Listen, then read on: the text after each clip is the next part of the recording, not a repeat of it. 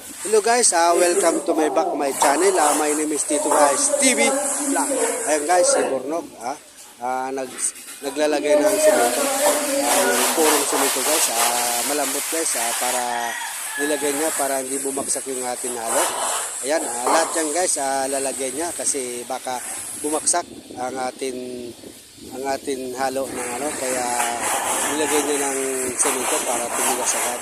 Ayan guys, panoorin natin kung paano niya sabuyan ang ating purong simento. Ayan dito si Bornok. Ayan, lahat yan guys sa kanto. Sa kanto ng siya. Dito sa may pinto ng siya guys. Dito siya guys nagpapalitada. Maya-maya guys magpapalitada siya ng purong palitada ng buwagin abot semento para tumigas agad para mabilis siya matapos. Ganyan guys ang tiktik